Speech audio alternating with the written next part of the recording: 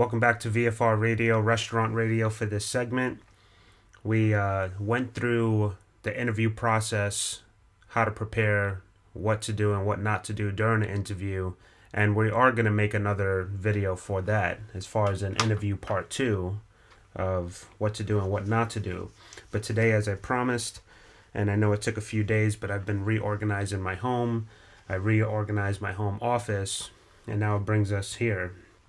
So a few days later, we're back, and we're ready to get this rocking and rolling. We are going to focus on the applications and resumes today. Stick around.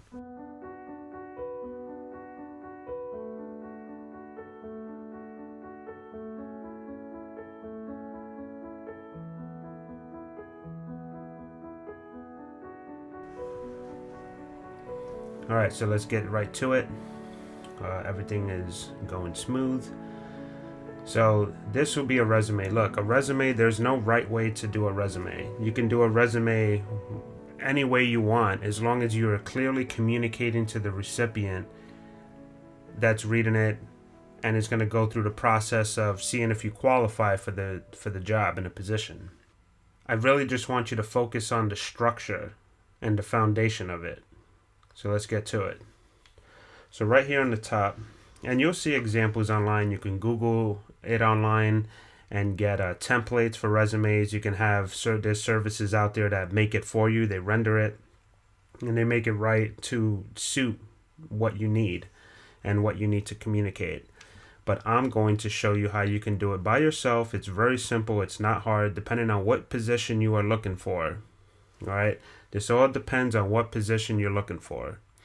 Let's get into this. Right here, I put John Jacob on the top. Make your name clear. Put your address and everything that's in there, including your phone number and your email. Now, your email is really important. This is really important that I want to share with you, and I want you to take the time out to just listen to what I have to say, educate yourself by looking at different resumes, and most importantly, you just pay attention and follow through. Okay. A lot of the times when I've received resumes, and I've received thousands throughout the years, or it's been a lot. I don't see a lot of people putting their first and last name in their Gmail. A lot of the times you get like Little Hunter or Little Rap Killer. I mean, it's bizarre what people think is appropriate to present to a professional that's you're trying to build interest and trust into these people, and they want to trust you, but you have to come correct. If you have an email that says something that's just so inappropriate, so like an email from when you used AOL Messenger back in the early 2000s, you definitely want to upgrade your email when you're specifically communicating with business-minded people, with people in general that has to do with business, employers, employees, correspondence. It's really important through email nowadays. And the last thing you want is an absurd email address. Go to any service provider or platform, and just create an email address that simply states your first and last name. If your first and last name is taken, just add a few numbers to it. 125, 126. It doesn't matter. Right? Just make sure this part you're heading is so important. Now, you want to put the objective. What are your goals? This is an outdated resume for me. I just changed the names and the locations and numbers.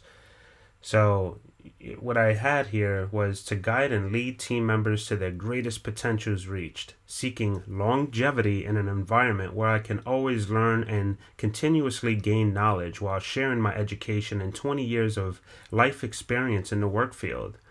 I'm always willing to go the extra mile to get the job done. No job being too big or too small. That's wrong. It should be 2 O's. So again, this is an outdated resume. Haven't used it in a few years. And this is, or a couple of years. And this is my main, introduction and the foundation. All right.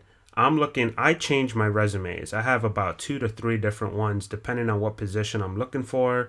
Or, when you're looking for work, you have to go all in, but you have to be strategic in how you are presenting yourself through these resumes. So for this one, I was looking for a maintenance job a few years ago just to get by. I was strapped for cash. I just needed something and reliable that was going to pay me weekly, but I wanted to also let the recipient know that I have other skills as well, just in case that they're looking for. I was looking for more resort jobs or clubhouses. And this one, I led this one with the office administrator because I wanted to do maintenance. I didn't have a problem doing it, but I also wanted them to know that this is priority. This is what I'm really good at. But I'm not going to give you too much of that because that's not what you're looking for. You're looking for a maintenance person. So I'm going to go all in on the maintenance part. As you can see, all my skills and everything that I'm experienced in. But going back to maybe there's a chance of an office administrator, I'm just going to put that on the top. And you can read a little bit of what I can do. It's for Manny Carpenter LLC, which is a fictitious name. And I put Centerville, North Dakota, whatever. I just threw anything up there just to, cover the names and, protect the identities of the people that I used to work for.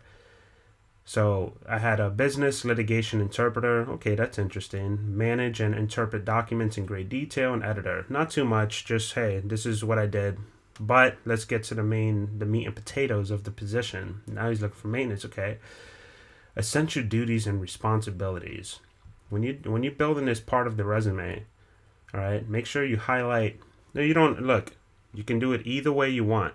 I'm not saying this is the only way or you won't get the job, but this is just my way of doing things as far as communicating to the recipient. Once again, I put maintenance here as the highlighted bold, like, hey, this is it. Where was this? Beachville condos, number from what time? January 2016, April 2018. Okay, it looks like he has some kind of longevity.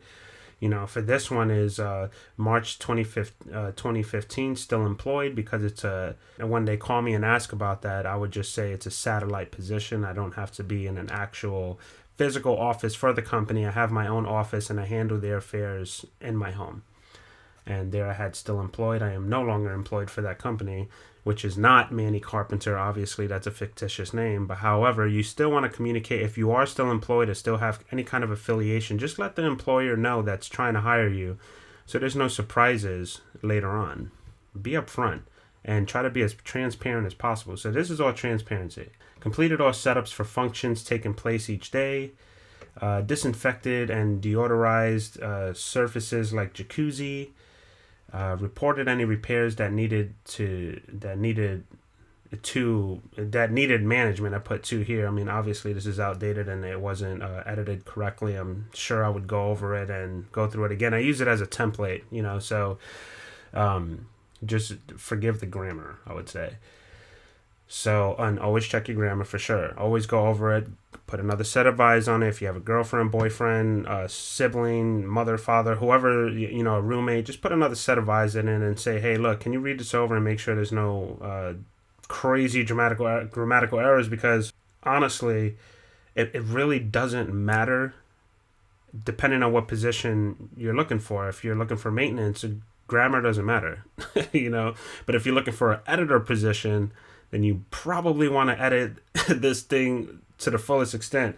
If you're looking for an editor position and this is not edited correctly, you're not going to get the position. There's a big chance that you won't get it, and I'm not saying that, again, I'm not laying out facts. I'm just laying out my experience. And when it comes to these situations, like even me not putting any dots at the end of the sentence is a little unprofessional in my opinion for my position. But again, this is just a template. I always scrub through it to make sure everything is correct to my best ability. I'm imperfect as well. I'm not nowhere near perfect. Okay, let's see here. Coco Mangoes, general manager. This is not, now this part of the resume is not for the interest of someone like a resort. They don't care about this part unless they're looking for a restaurant manager or happen to be looking for a restaurant manager.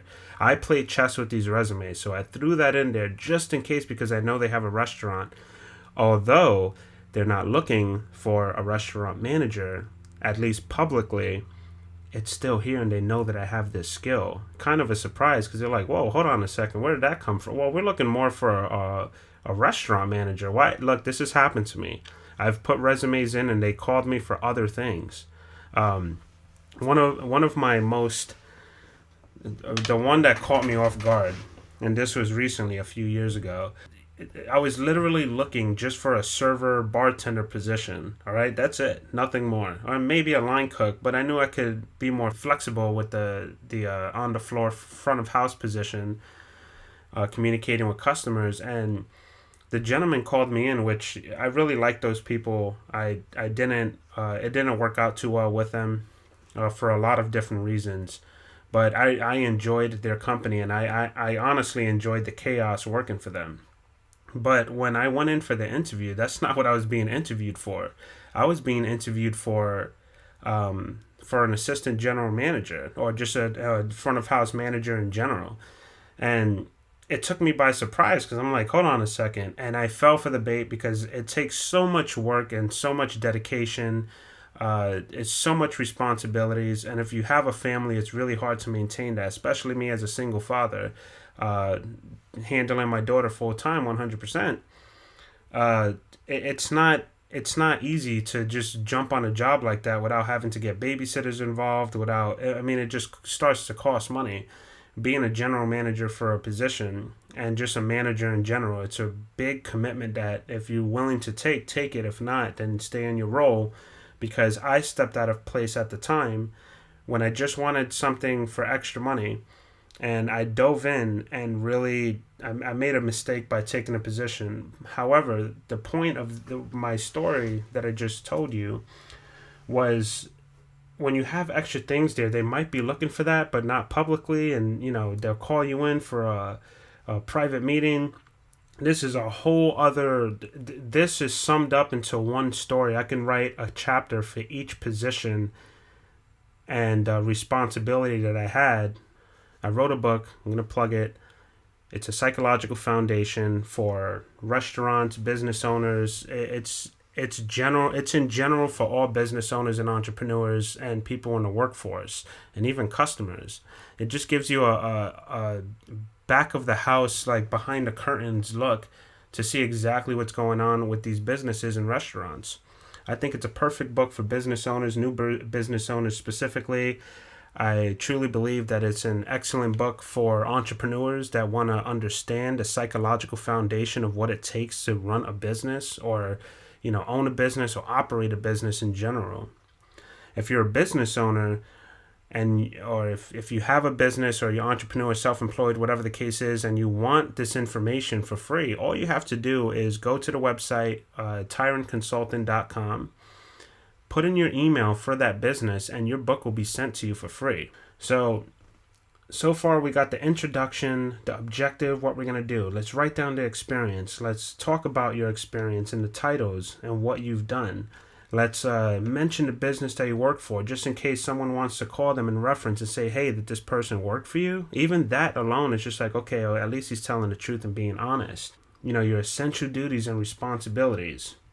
Mention other stuff that you do, just to throw it in there, in case that they have this position available. You might want to take it because it might offer less hours and more money. You got to play chess when it comes to looking for work. You don't just take the first job because someone calls you. Take your time, because it has to be a mutual agreement between both parties before you jump onto work. Because as I said in the last video, if you're working full time, you will spend more time with your coworkers than your family as far as your active hours. All right, something to keep in mind. Mention the other jobs you had. You don't have to go into detail. Once you already look, these are the two major things right here. You went into detail here, not great detail, but it summarizes each position that you did. Same thing here. But now when you get here and if you want to offer extra information, go for it. I was a pizza man prep from 2016 to October. These are facts right here. I just changed the names. From 2009 to 2014, I was assistant general manager, bartender, cook. These are the things that I did. From 2005 to 2008, I was a bartender, server, manager. From 2005 to 2013, general laborer, foreman. That was my side job when this job was, out of season. And then, just a little bit more, and then I go into my certifications and training. This is outdated and needs to definitely be updated. But I have the food restaurant manager certificate, Serve Safe, expires in 2022. Just show them that you are applying yourself to learn and educate yourself so you can be an effective tool in their business. No one wants a weak tool in their toolbox. And someone's business, restaurant, their company, however you want to see it, whether it's a collection agency, whatever you want to call it, they want strong tools. And as long as you are providing information in here that shows what you can do, what you're certified to do, your proficiency and knowledge, knowledge in general computer operations, including Microsoft, Adobe, Mac, Windows, POS systems, point of sale. Point of sale is POS systems, just in case anyone's new. Those are the screens that you touch, like, okay, ring in an order for French fries or whatever. That's a POS, point of sale system. Full understanding of money, loss, and profit. And they might ask you the question, well, what do you think you know about that? Specializing in hospitality and service, webmaster,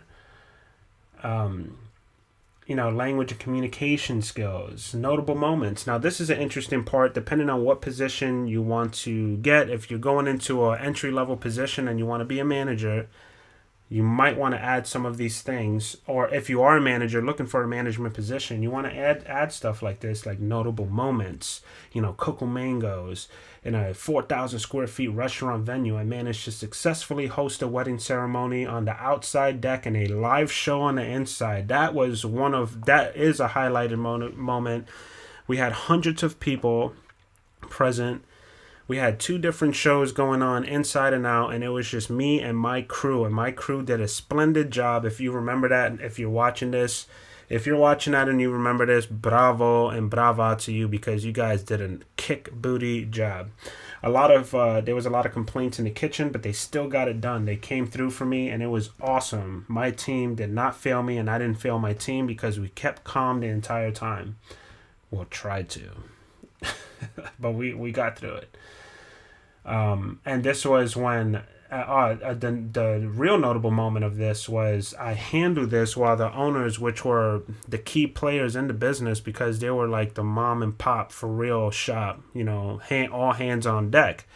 And they were in Canada, and they left me. I told them to just go, enjoy your vacation. Because I guess they booked their vacation around the same time that this party was booked, which one of the sides were booked last minute, and they already booked their trip. So I told them to go. I'll handle it, and I did. Of course, we could have done better with them there, but we didn't sink at all. We did really well. It was one of the best days of the year. I was really excited about that for the time that it was in, not just because of the event. Around the season time. So a failure is when I published a book in 2018, and we lost a lot more money than we gained, and that was a big failure. And I'll talk about that in another segment, because that is something to talk about. You can learn from my mistakes. So that's pretty much the outline of the resume. Hold on, I'm not finished. Haha, forgot to mention the important part too. All right, so after the notable moments, put your references down. I just copied and pasted the same thing. Just people that Tom Smith, 1 year, a friend from, he's the owner of the Centerville's airport. Here's a cell phone number. And they want people, not people that you go out and drink with. Listen, references are business people, not people that you go out to drink with, not people that you go out to party with, not people that you go on a boat with. All right, maybe add 1 or 2 in there if they have credible positions that can vouch. They want to see, like, wow, he knows this person that's the owner of Hyundai, one of the biggest companies or whatever, or wow, look, he knows Jim. Doesn't Jim own like 5 Starbucks in this region? Yeah. It all depends. Use your tools, man. Going to look for a job is like a chessboard. And you have to strike when the time is right. Don't just go out there just, grabbing any job you can get because you feel incompetent. Don't feel incompetent. These people need you. All right? They're looking for you, literally. They are looking for you every single day. Every morning that the sun shines, there's someone looking for someone like you. But you have to put yourself in a proper position. Don't be too prideful. All right? Don't think that you're too good to take a job, because it always leads to something better, bigger and better, if your mind is set for it. Now, I know we're going to talk about applications, but we'll talk about applications in another segment. I didn't think it was going to take too long, but I wanted to give you those inside details and the truth about resumes and what you need to put on there and what you need to leave out. And a lot of what I put in is it's very fruitful, and I hope that you guys heed to this information, because I'm not going to say lucky on job interviews. I've gotten some pretty big opportunities that I had to turn down. I hope you guys got some really good information out of this. I am excited to hear some stories of people that want to come out and talk about how they successfully got their resume passed through and got the job. It'll be interesting to know. One more thing I'm going to say is, yes, I'm going to leave a link in this description. I want you to download this template. It's a template for the powerful words to use in front of a sentence. So I'm going to show you. When you build in a sentence, you have to use powerful words, right? And you're going to see what I mean when I put the link in the description and in the comments, so you can download it and use that, because that's really important too. I can't believe I left it out, but it's not gonna